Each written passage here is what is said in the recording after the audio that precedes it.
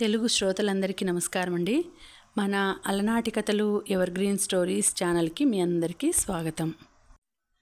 ప్రేమిస్తే ఏమవుతుంది ధారావాహిక వినేద్దామండి. రచన శ్రీమతి అత్తలూరి విజయలక్ష్మి గారు. ఇక ఆలస్యం చేయకుండా మనం కథలోకి వెళ్ళిపోదామండి. వీడియో చూసిన వెంటనే లైక్ చేసి షేర్ చేసి తప్పకుండా సబ్స్క్రైబ్ చేసుకోండి. మన ఛానల్ని బెల్ ఐకాన్ యాక్టివేట్ చేసుకోండి. నిలువుటద్దంలో తనని తాను చూసుకుని చెంపల మీదికి జారిన జుట్టులోని ఒక పాయని సుతారంగా వెనక్కి నెట్టుకొని వదులుగా ఉన్న జడలోంచి మెడ మీదకి జారి గిలిగింతలు పెడుతున్న కనకాంబరం పూలమాలను కుడి చేతి మునివేళ్లతో సవరించుకొని కళ్ళల్లో ముసిముసి నవ్వులు చిందులేస్తూ ఉంటే టేబుల్ మీద సిద్ధంగా పెట్టుకున్న 4 పుస్తకాలు చేతిలోకి తీసుకొని గోడకున్న హ్యాండ్ బ్యాగ్ భుజాన వేసుకుని మరొకసారి అద్దంలో తనని తాను చూసుకొని గదిలోంచి బయటకు వచ్చి అమ్మా నేను వెళ్తున్నానో అంటూ వంటగదిలో ఉన్న తల్లికి వినిపించేలా కేక పెడుతూ వీధి గుమ్మంలో నుంచి కొద్దిగా తొంగి చూసింది గాయత్రి. గాయత్రికి సమాధానంగా అన్నపూర్ణ లోపల నుండి అడిగింది, క్యారేజీ తీసుకున్నావా? తీసుకున్నాలే, తలుపు దగ్గరకు వేస్తున్నాను అంటూ మరొకసారి చెప్పి వీధి తలుపు ఓరగా వేసి వీధిలోకి వచ్చింది. మలుపు తిరుగుతుండగానే ఆమె చూపులు అటూ ఇటూ చంచలంగా ఎవరినో వెతుకుతూ కదిలాయి. కిళ్ళి కొట్టు పక్కనే ఉన్న ఓ వేప చెట్టుకి కుడికాలు జాపి ఆనించి నిలబడి విలాసంగా సిగరెట్ కాలుస్తూ ఆమె కోసమే ఎదురు చూస్తున్న రమేష్ ఆమెను చూడగానే చేతిలో సిగరెట్ విసిరి పారేసి కాలు సరిగ్గా తీసుకుని హుషారుగా పక్కనే ఆపిన బైక్ మీద ఎక్కి స్టార్ట్ చేశాడు. అతనలా తనను చూడగానే ఉత్సాహంగా బయలుదేరడం గాయత్రికి కొంచెం గర్వంగా మరికొంచెం సిగ్గుగాను అనిపించి తల వంచుకొని నడవసాగింది. కొంచెం దూరం వెళ్ళాక అతను వేగంగా ఆమెను సమీపించి బండి ఆపి రా ఎక్కు అన్నాడు. గాయత్రి వంచిన తల ఎత్తకుండా తల అడ్డంగా ఊపుతూ రాను అంది. ఏం ఎందుకు రావు? పొగరుగా అడిగాడు రమేష్. తనంతటివాడు లిఫ్ట్ ఇస్తానంటే వద్దనడం అవమానకరంగా అనిపించింది అతనికి. ఎవరైనా చూస్తే బాగుండదు అంది.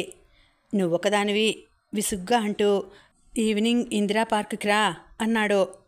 అమ్మో, గుండెల మీద చెయ్యి వేసుకుంది భయంగా. నీతో పరేషాన్ ఉంది, ఎక్కడికి రావు, బండెక్కవు, నీకు నేనంటే ఇష్టం లేదా? సీరియస్గా అడిగాడు. గాయత్రి మాట్లాడలేదు. గాయత్రి, నువ్వంటే నాకు చాలా ఇష్టం, నీతో జరసేపు గడపాలని చాలా మాట్లాడాలని అనిపిస్తుంటుంది. నువ్వేమో అమ్మ తిడుతుంది, నాన్న తిడతాడు, పక్కింటి ఆమె చూస్తుంది, ఎల్లయ్య చూస్తాడు అని 5 నిమిషాలు కూడా మాట్లాడవు. ఇగో ఇప్పుడే చెప్తున్నా, నువ్వు ఈరోజు రాకుంటే మాత్రం బాగుండదు చెప్తున్నా, వస్తావు కదా?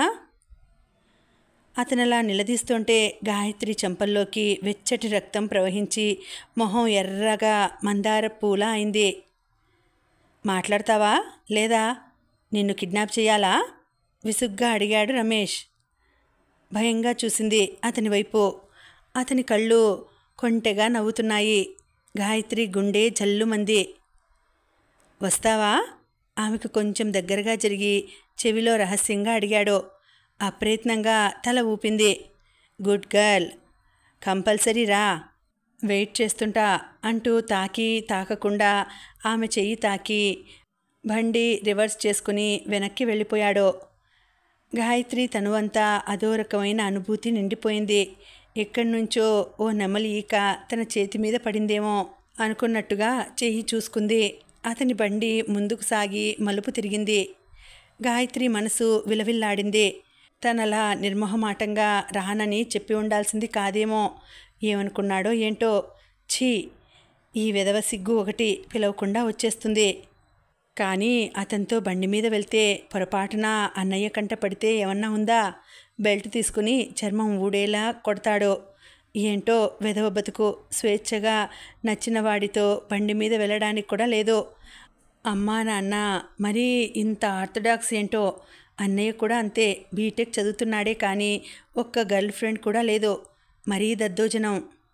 రమేష్ లాగా స్టైలిష్గా కూడా ఉండడు.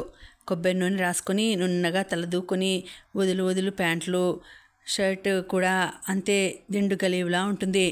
వాళ్ళకి ప్రేమలు సరిదాలు ఏమీ తెలియదు. వాళ్ళలాగే తను ఉండాలంటే ఎలా కుదురుతుంది? రమేష్ కళ్ళ ముందు కదిలాడు. ఎప్పుడు గాలికి ఎగురుతుండే క్రాఫ్, ట్రిమ్గా తయారై టిప్ టాప్గా ఉంటాడు. నల్లగా ఉన్న కళగా ఉంటాడు.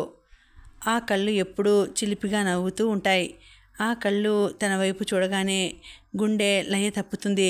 ఒళ్ళంతా జల్లుమంటుంది.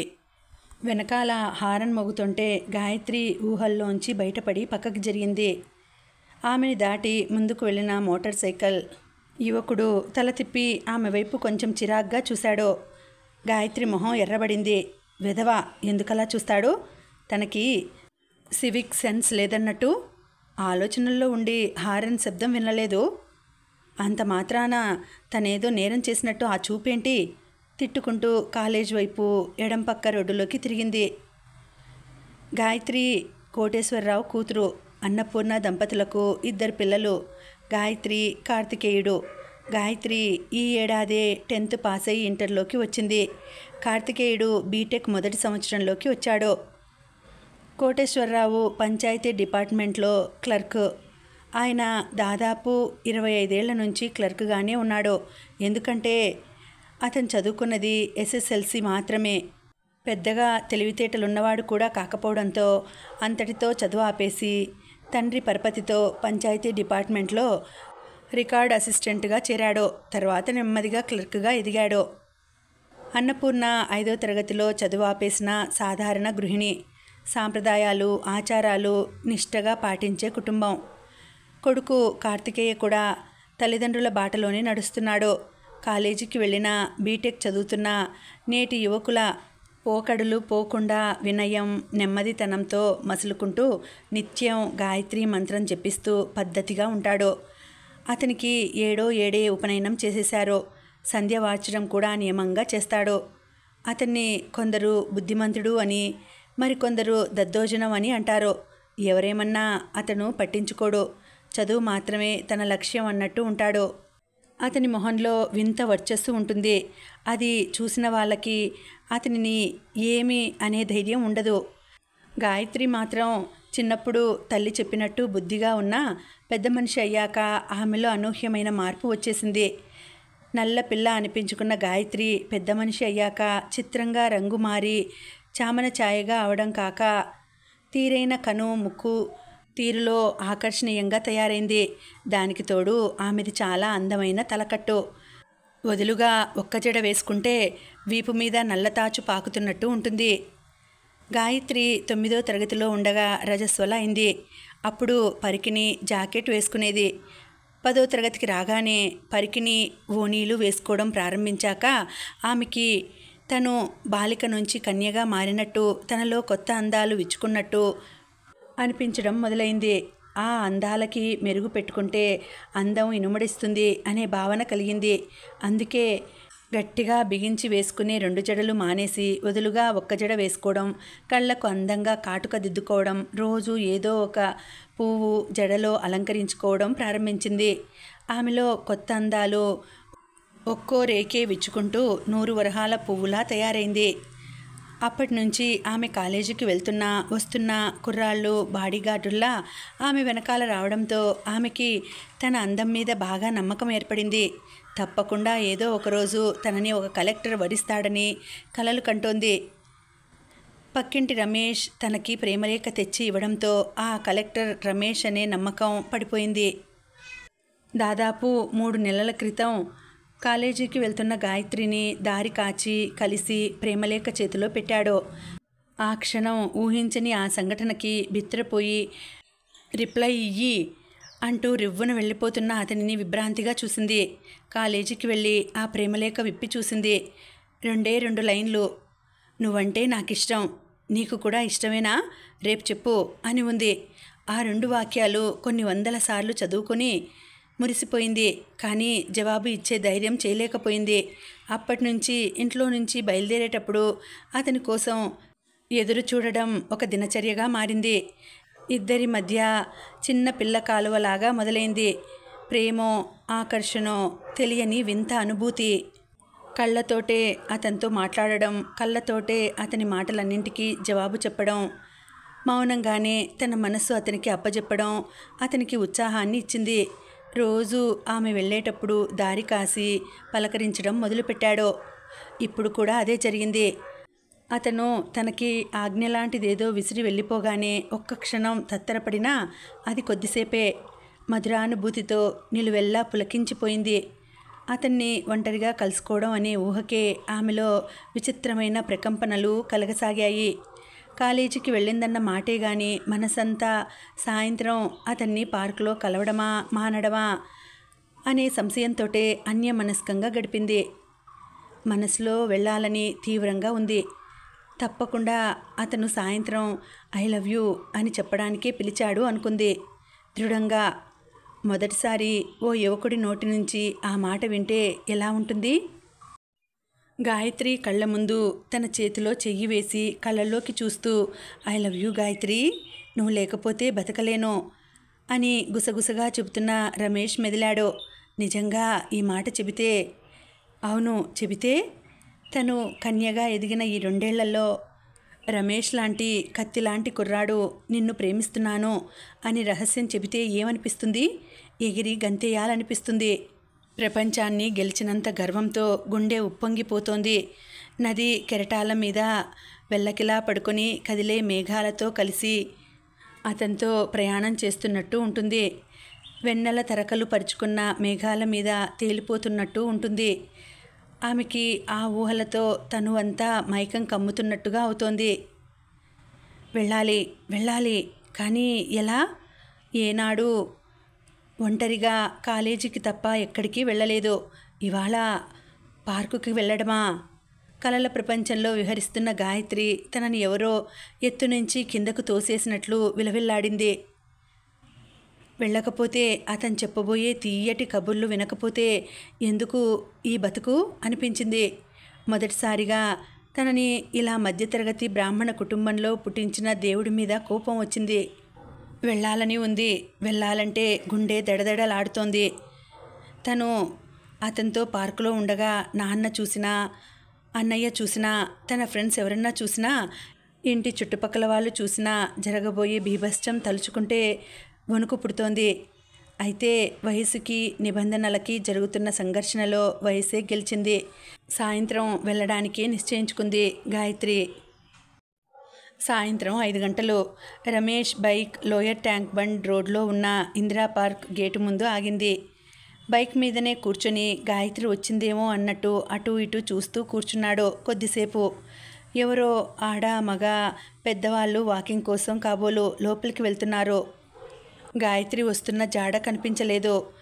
బైక్ ఓ పక్కగా పార్క్ చేసి కౌంటర్లో 5 రూపాయలు ఇచ్చి టికెట్ కొనుక్కొని లోపలికి నడిచాడు. అటూ ఇటూ పరికించి చూస్తూ గేటు పక్కనే ఉన్న రాళ్ల మీద నుంచి మెల్లగా ముందుకు నడవసాగాడు. గాయత్రి తప్పకుండా వస్తుందని అతనికి బలంగా అనిపిస్తోంది. రోజు ఇంట్లో నుంచి కాలేజీకి బయలుదేరుతూ తన కోసం ఆమె విశాలమైన కళ్ళు అటూ ఇటూ తిప్పుతూ చూడడం, తనని చూడగానే సిగ్గుతో తల వంచుకొని నడకలో వేగం తగ్గించడం అబ్జర్వ్ చేస్తున్నాడు. ఉదయం తను మాట్లాడుతుంటే ఆమె చెక్కిళ్ల మీద సిగ్గు, కళ్ళల్లో వెలుగు కూడా పసికెట్టాడు. దాంతో అతనికి బాగా హుషారు వచ్చింది. ఆ హుషారుతోటే పార్కుకి రమ్మని అడిగేశాడు. ఆమె వస్తాను రాను అని ఖచ్చితంగా చెప్పకపోయినా ఆమె వస్తుందన్న నమ్మకంతో అతను నేరుగా పార్కుకి వచ్చాడు. రమేష్ తండ్రి గంగరాజుకి ఒక పాన్ షాప్ ఉంది. రమేష్ కాక మరో 2 కొడుకులు ఉన్నారు. పెద్దవాడు 3 ఏళ్ల క్రితమే దుబాయ్ వెళ్ళాడు. రెండోవాడు డిగ్రీ పాస్ అయి ఒక ప్రైవేట్ కంపెనీలో చేస్తున్నాడు. వాడికి 6,000-7,000 వస్తుంది. తండ్రికి పాన్ షాప్ మీద నెలకి అద్దెపోగా ఒక 12,000 మిగులుతుంది. సిగరెట్లు, పాన్, సిమ్ కార్డ్ రీఛార్జు మొదలైనవి చేస్తాడు. రమేష్ మూడోవాడు. 10th 4 సార్లు ఫెయిల్ అయ్యి అతి కష్టం మీద పాస్ అయ్యాడు. పాలిటెక్నిక్లో చేర్చాడు గంగరాజు. కానీ కాలేజీకి తక్కువ, ఊరి మీద బలాదూర్ ఎక్కువ తిరుగుతాడు. అదే కాలనీలో ఉంటున్న కోటేశ్వరరావుతో గంగరాజుకి మంచి స్నేహం ఉంది.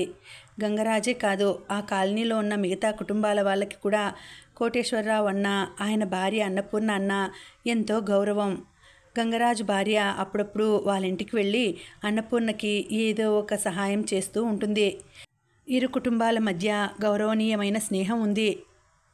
గాయత్రి ఆడపిల్ల కావడం, కార్తికేయ ఎవరితో ఎక్కువగా మాట్లాడకపోవడం వల్ల పిల్లల మధ్య మాత్రం అంతగా స్నేహం ఏర్పడలేదు. అయితే ఇటీవలే గాయత్రిలో వచ్చిన మార్పులు, కనిపించే అందాలు రమేష్ దృష్టిలో పడ్డాయి. ఎప్పుడూ లేని ఆలోచనలు రమేష్లో కొత్తగా ఏర్పడసాగాయి. ఫలితంగా ఆమెని ఆకర్షించే ప్రయత్నాలు మొదలుపెట్టాడు. అందుకు కారణం రమేష్ కూడా బాలుడు నుంచి యువకుడుగా ఎదగడం కావచ్చు. యవ్వనం ప్రారంభం అవుతున్న తొలి రోజుల్లో యువతీ యువకుల మధ్య ఏర్పడే ఆకర్షణ ప్రేమేనా అనేది ఎవరికీ తెలియదు. రమేష్కి కూడా తన మనసులో గాయత్రి పట్ల కలిగిన భావానికి ఏం పేరు పెట్టాలో ఇంకా ఇదమిద్దంగా తెలియదు. కానీ ఆమెతో ఒంటరిగా కాసేపు గడపాలన్న కోరిక మొదలై ఈ మధ్య తీవ్రమైంది అది. అందుకే వారం క్రితమే పార్కుకి రమ్మని అడగాలని నిర్ణయం చేసుకున్నాడు. కానీ గాయత్రి వెనకాలే 2-3 సార్లు వాళ్ళ అన్నయ్య కూడా బయటికి రావడంతో ధైర్యం చేయలేకపోయాడు. ఇవాళ వచ్చిన అవకాశం ఉపయోగించుకున్నాడు. కాబట్టి తప్పకుండా గాయత్రి వస్తుందనే సాయంత్రం దాకా బలాదూర్ తిరిగి సరిగ్గా కాలేజీ వదిలే వేళకి పార్క్ దగ్గరికి వచ్చాడు. రమేష్కి చదువే కాదు, అందం కూడా పెద్దగా లేదు. కానీ షోక్గా తయారవడం వచ్చు. గాలికి క్రాఫ్ చెదిరిందేమో అని ఒక్కసారి ప్యాంటు జేబులో నుంచి చిన్న దువ్వెన తీసుకొని దువ్వుకున్నాడు. తిరిగి దువ్వెన జేబులో పెట్టుకొని గేటు వైపు చూడసాగాడు. గాయత్రి కాలేజ్ నుంచి 4 ఇంటికి వచ్చింది. పుస్తకాలు, బ్యాగ్ గదిలో మంచం మీద పడేసి గాబరాగా అటూ ఇటూ తిరగసాగింది. రమేష్ పార్కుకి రమ్మన్నాడు. వెళ్ళాలని ఉంది. వెళితే ఏం జరుగుతుందో అనే భయం. అసలు ఒకసారి కాలేజ్ నుంచి ఇంటికి వచ్చాక మళ్ళీ బయటకు వెళ్ళాలంటే బోలెడన్ని ఆంక్షలు. ఎందుకు, ఎక్కడికి లాంటి 100 ప్రశ్నలు. అవన్నింటినీ ఎదుర్కొనే ధైర్యం కూడా లేదు. కానీ వెళ్ళాలన్న కోరిక ముందు చిన్నగా ప్రారంభమయ్యి క్రమంగా బలపడసాగింది. గబగబా వెళ్ళి మొహం కడుక్కుంది. జాగ్రత్తగా శ్రద్ధగా తయారైంది. జడ వేసుకుని పెరట్లో పూచిన గులాబీ తెంపి పెట్టుకుంది. లేత పసుపు రంగు చీర తీసుకుంది. మళ్ళీ చీర కట్టుకుంటే ప్రత్యేకంగా కనిపించి అమ్మ అనుమానాలకి తావివ్వడం అవుతుందని ఆకుపచ్చ సిల్కు పరికిణి, ఆకుపచ్చ జాకెట్టు, తెల్ల జార్జెట్ ఓని వేసుకుంది. గదిలోంచి బయటికి రాబోతూ వెనక్కి తిరిగి ఒక పొడుగాటి రిజిస్టర్ బ్యాగు తీసుకుని మనసులోనే అబద్ధం చెప్పడానికి రిహార్సల్స్ వేసుకుంటూ సాయంత్రం వంటకి సొరకాయ తరుగుతున్న తల్లి దగ్గరకు వచ్చింది. నెమ్మదిగా మాటలు కూడదీసుకుంటూ పిలిచింది. అమ్మా. అన్నపూర్ణ తలెత్తి కూతుర్ని చూసి బ్రుకుటి ముడేస్తూ అడిగింది. ఎక్కడికి తయారు? గాయత్రి స్వరంలో వణుకు తెలియకుండా జాగ్రత్త పడుతూ, మరి అపర్ణ వాళ్ళింటికి వెళ్ళాలి. ఇద్దరం కలిసి నోట్స్ ప్రిపేర్ చేసుకోవాలి. గంటలో వచ్చేస్తా గబగబా చెప్పేసింది. దాన్నే రమ్మనకపోయావా? నాన్నగారు వచ్చే టైం అయింది, తిడతారేమో అందావిడ. గాయత్రికి చిరాకేసింది. పాపం, దాన్ని మాత్రం వాళ్ళ నాన్న తిట్టడా అనుకుంటూ, లేదమ్మా, మెటీరియల్ దాని దగ్గర ఉంది, త్వరగా వచ్చేస్తా అంది. ఆవిడ ఇష్టంగానే సరే త్వరగా రా, వాళ్ళ నాన్నగారిని దిగబెట్టమను అంది. ఒక్క క్షణం ఆలస్యం చేసినా ఆవిడ మూడు మారిపోతుందేమో అన్నట్టు అలాగే అంటూ వేగంగా బయటకు వచ్చేసింది. కాచిగూడ నుంచి ఇందిరా పార్క్కి నడిచి వెళ్ళడం కష్టం అనుకుంటూ పర్స్ తెరిచి చూసుకుంది. అమ్మయ్య, పర్లేదు, 200 చిల్లర ఉంది. అడపాదడపా నాన్న ఖర్చులకు ఇచ్చిన డబ్బు దాచుకుని లిప్స్టిక్, నెయిల్ పాలిష్ కొనుక్కుంటుంది. ఇవాళ ఆ డబ్బే ఆటోలో బాయ్ ఫ్రెండ్ని కలుసుకోవడం కోసం ఉపయోగపడుతోంది అనుకుని చిన్నగా నవ్వుకొని ఆటో పిలిచి ఎక్కింది. రమేష్ చాలాసేపు అటూ ఇటూ పచార్లు చేస్తూ గేటు వైపు అసహనంగా చూడసాగాడు. తెల్లని చున్నీ గాలికి ఎగురుతూ ఓ మల్లెతీగ నడిచి వస్తున్నట్టు వస్తోంది గాయత్రి. ఆమె చూపుల్లో భయం. తనని ఎవరన్నా చూస్తారేమో అన్నట్టుగా బెదురుచూపులు చూస్తూ వస్తోంది. రమేష్ వడివడిగా నడుస్తూ ఆమెకి ఎదురు వెళ్ళాడు. ఆమె అతన్ని చూసి మొహమాటంగా నవ్వింది. లేటైందా అంటూ, ఆడ కూర్చుందాంరా అంటూ షేడ్ గార్డెన్ వైపు నడిచాడు. గుల్మొహర్ చెట్టు మీద నుంచి పడిన ఎర్రటి పూలు నేలంతా పరుచుకొని కాళ్ల కింద కార్పెట్లాగా మెత్తగా తగులుతుంటే ఇద్దరూ నడుచుకుంటూ నీడగా ఉన్న చోట బెంచ్ మీద కూర్చున్నారు. ఇద్దరిలో ఎవరికి ఏం మాట్లాడాలో అర్థం కాలేదు.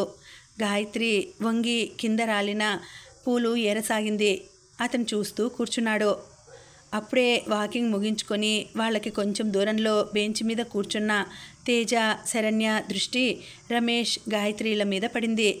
తనకి కొంచెం ఎడంగా కూర్చున్న శరణ్య వైపు చూస్తూ అన్నాడు తేజ. వాళ్ళని చూడు, ఎంత చక్కగా హాయిగా కూర్చున్నారో. ప్రేమికులంటే అలా కూర్చోవాలి. శరణ్య నవ్వింది. వాళ్ళు ప్రేమికులు కాదు, ఇప్పుడే కలుసుకున్నారు. తేజ వింతగా చూశాడు ఆమె వైపు. ఎలా చెప్పగలవు? అనుభవంతో. నీకంత సీన్ లేదులే కానీ చెప్పు, ఎందుకలా అనుకుంటున్నావు? వాళ్ళిద్దరూ క్లోజ్గానే కూర్చున్నారుగా. ఆ అమ్మాయి మొహంలో భయం, బిడియం కనిపించడం లేదా? అతను కూడా పెద్దగా అనుభవం ఉన్నవాడిలా అనిపించడం లేదు. కూర్చొని 5 నిమిషాలైంది. ఇద్దరిలో ఎవరూ మాట్లాడడం లేదు. తేజ వాళ్ళ వైపు ఆసక్తిగా చూశాడు.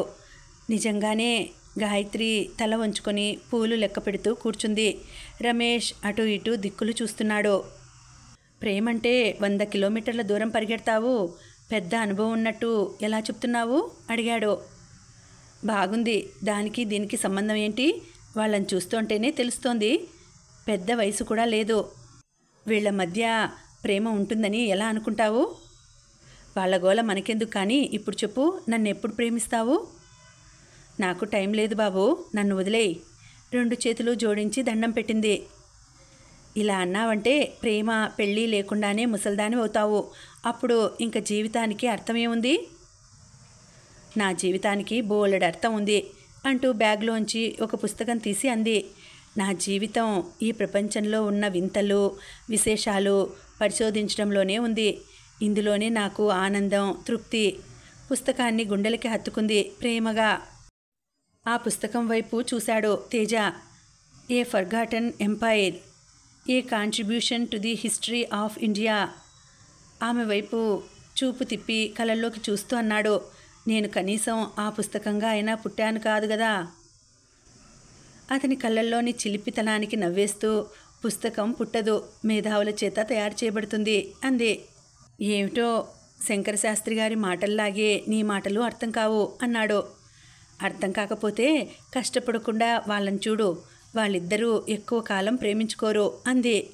ఎందుకు తల్లి అలా శపిస్తావు? పాపం అందరూ నీలా సన్యాసులు కావాలనా? అది కాదు తేజ, వీలైనంత త్వరగా పెళ్లి చేసుకుంటారో. ఆశ్చర్యంగా చూశాడు తేజ. ఏంటి నీ ఆస్ట్రాలజీ ప్రయోగం వాళ్ళ మీద అన్నాడు. కాదు, ఆ అమ్మాయిని చూడు, చాలా ట్రెడిషనల్ ఫ్యామిలీ నుంచి వచ్చినట్టు లేదు. ఇలాంటి అమ్మాయి వాడి కోసం రోజు ఇంట్లో అబద్ధం చెప్పి పార్కుకి వచ్చేంత సీన్ ఉన్నట్టు అనిపించడం లేదు. అందుకే త్వరగా పెళ్లి చేసుకోవచ్చు, లేక విడిపోవచ్చు. తేజ దండం పెడుతూ అన్నాడు. పద తల్లి, మనం ఇక్కడి నుంచి వెళ్ళిపోదాం. పాపం వాళ్ళని అలా వదిలేయి అంటూ లేచాడు. నాకెందుకో అలా వదలాలని లేదు. ఇద్దరూ రాంగ్ స్టెప్ వేస్తారేమో అని భయంగా ఉంది. మై గాడ్, ఊళ్ళో అందరినీ ఉద్ధరిస్తావా ఏంటి? పద, కాసేపు ఇక్కడే ఉంటే ఖచ్చితంగా వాళ్ళని విడగొట్టేస్తావు. నీకు ప్రేమంటేనే విరక్తి అనుకున్నా, ప్రేమికులంటే కూడా విరక్తి, ద్వేషమా? అలాంటిదేం లేదు, కానీ ఆ అమ్మాయికి అబ్బాయికి అస్సలు సూట్ అవ్వలేదు అంది. తేజ గబుక్కున లేచి శరణ్య చెయ్యి పట్టుకుని లేవదీసి, పద, ప్రేమికుల రోజు వాళ్ళెవరో కనిపించిన వాళ్ళందరికీ పెళ్ళిళ్ళు చేసినట్టు నువ్వు కనిపించిన వాళ్ళందరినీ విడగొట్టేటట్టున్నావు అన్నాడు ముందుకు నడుస్తూ. శరణ్య నవ్వు ఆపుకుంటూ అతనిని అనుసరించింది. వెళ్తున్న వాళ్ల వైపు చూసి ఊపిరి పీల్చుకున్న రమేష్ గాయత్రి వైపు చూశాడు. గాయత్రి ఎడమ చేయి అరచేతిలో పూలు వేసుకుని కుడి చేత్తో లెక్క పెడుతున్నట్టు అటూ ఇటూ తిప్పుతోంది పూలని. ఆమె వచ్చిన దగ్గర నుంచి ఆ పూల మీద నుంచి చూపు తిప్పడం లేదు, నోరు తెరిచి మాట్లాడడం లేదు. అతనికి చిరాగ్గా ఉంది. తనే మాట్లాడాలనుకుంటే ఎదురుగా కూర్చున్న శరణ్య, తేజ ఇందాకటి నుంచి తమనే గమనిస్తూ తమ గురించి మాట్లాడుకుంటున్నారు అనిపించింది. అందుకే పలకరించడానికి బిడియపడి మౌనంగా కూర్చున్నాడు. వాళ్ళు వెళ్ళగానే స్వాతంత్ర్యం వచ్చినట్టు అనిపించింది. గాయత్రి వాళ్ళని గమనించలేదు. పూలతో ఆడుకుంటూ చెట్ల వైపు, కాంపౌండ్ వాల్ అవతల రోడ్డు వైపు చూస్తూ కూర్చుంది. ఇద్దరికీ ఏం మాట్లాడాలో అర్థం కాలేదు. గాయత్రికి మనసులో ఎవరన్నా చూస్తారేమో అనే భయంతో పాటు థ్రిల్లింగ్గా ఉంది. ఒక అబ్బాయితో మొదటిసారి పార్కులో కూర్చోవడం ఇంత బాగుంటుందా అనిపిస్తోంది. పార్కుకి రావడమే తక్కువ, ఎవరు తీసుకువస్తారు తనని? ఒక్కతి గుడికే వెళ్ళలేదు. ఎప్పుడూ అమ్మతోటే వెళ్తుంది. శివరాత్రికి, నాగుల చవితికి, కార్తీక మాసం, శ్రావణ మాసం ఇలా ప్రత్యేకమైన రోజుల్లో అమ్మ తను కలిసి వెళ్తారు. అలాంటిది పార్కుకి. నవ్వొచ్చింది గాయత్రికి. ఆమెనే చూస్తున్న రమేష్ ఆమె పెదవులపైన విరిసిన నవ్వు చూసి అడిగాడు, ఎందుకు నవ్వుతున్నావు? గాయత్రి పెదాలు బిగించి నవ్వు ఆపుకుంటూ తల అడ్డంగా ఊపింది. ఏం లేదన్నట్టు. చెప్పు, నా హెయిర్ స్టైల్ బాగాలేదా? లేకుంటే నా డ్రెస్ బాగాలేదా చెప్పు అన్నాడు. చిచి అదేం కాదు, ఊరికే అంది. లే, ఏదో ఉంది, ఉట్టిగా నవ్వనికి పాగలదానివా అన్నాడు. గాయత్రికి అతని భాష వినడానికి కొంచెం ఇబ్బందిగా ఉంది. కానీ అతను తనతో మాట్లాడడమే గొప్పగా అనిపిస్తోంది. ఇంతవరకు తనకి లెటర్ రాసిన వాళ్ళు, ఇలా పార్కుకి రమ్మని పిలిచిన వాళ్ళు ఎవరూ ఎదురుపడలేదు. ఇతను తనకి లెటర్ రాశాడు. రోజు తనని చూడడానికి సందు మొదట్లో గంటల తరబడి నిలబడతాడు. తానంటే ఎంత ప్రేమ లేకపోతే అలా నిలబడతాడు? చాలామంది మగపిల్లలు తను రోడ్డు మీద వెళ్తుంటే అదే పనిగా చూస్తారు. కొందరు విజిల్స్ వేస్తారు, కొందరు కావాలని తనని తగులుతూ వెళ్తారు. వాళ్ళని చూస్తే ఒళ్ళు మండిపోతుంది, 4 తన్నాలనిపిస్తుంది. కానీ ఇతను ఎప్పుడూ అలాంటి వెకిలి వేషాలు వేయలేదు. ఎంత మంచివాడు! గాయత్రి మాట పలుకు లేకుండా అలా ఆలోచిస్తూ కూర్చోవడం రమేష్కి నచ్చలేదు. ఏంటి సైలెంట్గా కూర్చుని నీ ముఖం చూపించిపోవడానికి వచ్చినవా అన్నాడు విసుగ్గా. అతని స్వరంలో వినిపించిన విసుగు గాయత్రికి తను చాలా తప్పు చేసిన ఫీలింగ్ కలుగజేసింది. ఆ పూలేం చేస్తావు అన్నాడు ఆమె చేతిలో ఉన్న పూలు చూస్తూ. ఏం చెయ్యను అంటూ గబుక్కున కింద వదిలేసింది. ఏమన్నా మాట్లాడు అన్నాడు. ఏం మాట్లాడాలి అంది సన్నని స్వరంతో. సినిమాలు చూడవా? లవర్స్ ఏం మాట్లాడుకుంటారు? నేను ఎక్కువగా సినిమాలు చూడను, తలదించుకుని ఏదో నేరం చేసిన దానిలా అంది. మరేం చేస్తావు? ఉట్టిగా కాలేజీకి పోవుడు, ఇంటికి వచ్చుడు అంతనేనా? తల ఊపింది. మా ఇంట్లో ఆడపిల్లలను ఎక్కడికి ఒంటరిగా పంపరు. మరి కాలేజీకి ఎట్లా పంపుతుండ్రు? తప్పదు కదా, చదువుకోవాలిగా. చదువుకోకపోతే ఎలా? మా ఇంట్లో చదువుకి చాలా ఇంపార్టెన్స్ ఇస్తారు. ఆడపిల్లలైనా మగపిల్లలైనా చదువుకోవాలి, ఉద్యోగం చేయాలి. నువ్వు కాలేజీకి వెళ్ళి వచ్చావా? లేదు, పోలేదు. ఎందుకని? ఎందుకేంది? నువ్వు ఈవినింగ్ వస్తావో రావో అని పరేషాన్ ఉండే. గాయత్రి అప్పుడు తలెత్తి విస్మయంగా చూసింది అతని మొహంలోకి. చిన్న కళ్ళు, సన్నటి మీసం, కొద్దిగా షేవ్ చేసిన గడ్డం, ఒత్తుగా ఉన్న క్రాఫ్, సన్నగా బాగా పొడుగ్గా. అలా చూస్తుంటే సడన్గా సిగ్గు తెర కమ్మేసింది. గబుక్కున తలదించుకుంది. ఏమైంది గట్ల చూస్తున్నావు? బాగలేనా అడిగాడు రమేష్. గాయత్రికి ఆ ప్రశ్నకి సమాధానం తట్టలేదు. అతను బాగున్నాడా బాగాలేడా అనే ఆలోచనకి ఆస్కారం ఇవ్వకుండానే ఆమె మనసు అతని వైపు ఆకర్షింపబడుతోంది. అలా ఆకర్షింపబడడంలో ఆమె ప్రమేయం లేదు.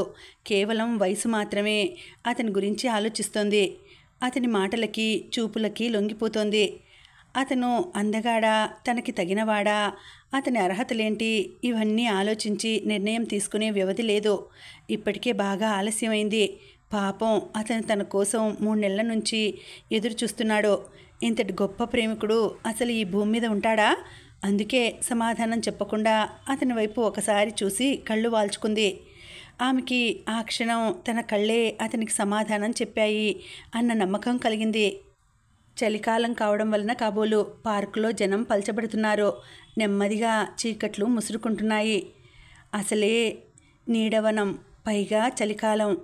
వాళ్ళు కూర్చున్న చోట మరింతగా చీకటి కమ్మింది. గబుక్కున రమేష్ ఆమె చెయ్యి అందుకున్నాడు. గాయత్రి ఉలిక్కిపడింది. తన చెయ్యి లాక్కోవడానికి ప్రయత్నించింది.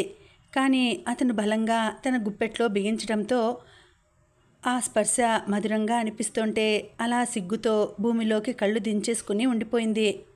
రమేష్ నెమ్మదిగా అన్నాడు, గాయత్రి, నువ్వంటే నాకు చాలా ఇష్టం. మనం లవ్ చేసుకుందాం. గాయత్రి బుగ్గల్లోకి వెచ్చటి ఆవిరి చెవుల్లోంచి పాకుతూ వచ్చి చేరింది. నువ్వు మస్తుగుంటావు, నిజం చెప్తున్నా. నిన్ను చూడడానికే నేను కాలేజీకి కూడా బంకు కొడుతున్నా. నిన్ను చిన్నప్పటి నుంచి చూస్తున్నా కానీ ఎన్నడూ ఇట్లా అనిపించలే. ఏందో ఏమో ఈ నడుమ నా కలలోకి కూడా వస్తున్నావు. రోజు మనం ఈడనే కలవాలే, సరేనా? వస్తావా? అమ్మో, రోజునా? కుదరదు, గబుక్కున అంది గాయత్రి. మరి ఎట్లా? నీతో మాట్లాడాలి అనిపిస్తుంది, నిన్ను చూడాలి అనిపిస్తుంది. ప్లీజ్ రా గాయత్రి.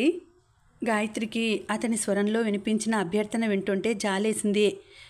ఒకసారి రాగలను, వీక్లీ 2 times రాజీకి వచ్చినట్టు అన్నాడు. గాయత్రి ఆలోచించింది. వారానికి 2 రోజులా?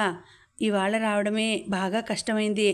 బయటకు వెళ్తున్నా అనగానే ఎందుకు, ఎక్కడికి అని అమ్మ ప్రశ్నల మీద ప్రశ్నలు వేస్తుంది. అందుకే అపర్ణ ఇంటికి నోట్స్ కోసం వెళ్తున్నా అని చెప్పి మరో ప్రశ్నకి అవకాశం ఇవ్వకుండా పరిగెత్తుకొచ్చింది. రోజు అలా చెబితే అమ్మ ఊరుకోదు. కానీ పాపం రమేష్ తన కోసం కాలేజీకి వెళ్లకుండా ఎదురు చూసే రమేష్, తన కోసం కళ్ళు కాళ్ళు నొప్పి పుట్టేలా ఎదురు చూసే రమేష్ ఇతనిని కష్టపెట్టడానికి మనస్కరించడం లేదు. అందుకే అంది, ట్రై చేస్తాను. ఆ మాటకి పొంగిపోయాడు. థ్యాంక్స్ అన్నాడు. ఆమె ఇంక చెయ్యి వదలమన్నట్టు కొద్దిగా చెయ్యి లాక్కుంది. అతను గబుక్కున చేతి మీద ముద్దు పెట్టుకుని వదిలేశాడు. ఆమె గుండె జల్లుమంది. నరనరం వీణ తీగాయి ప్రేమ రాగం ఆలపించింది. చివాలన లేచి వెళ్తున్నా అంటూ పరుగులాంటి నడకతో వెళ్ళిపోయింది. రమేష్ అరే ఉండు, డ్రాప్ చేస్తా అంటున్న మాటలు ఆమెకి వినిపించలేదు. ఇల్లు చేరింది కానీ మనసు ఇందిరా పార్కులో గుల్మొహార్ చెట్టు కింద వదిలేసినట్టే అనిపిస్తోంది. బట్టలు మార్చుకొని మంచం మీద వాలిపోయి మాటిమాటికి రమేష్ ముద్దు పెట్టుకున్న చెయ్యి చూసుకోసాగింది. ఇంతకాలం లేని ఆనందం ఏదో కనిపించసాగింది తన చేతిలో.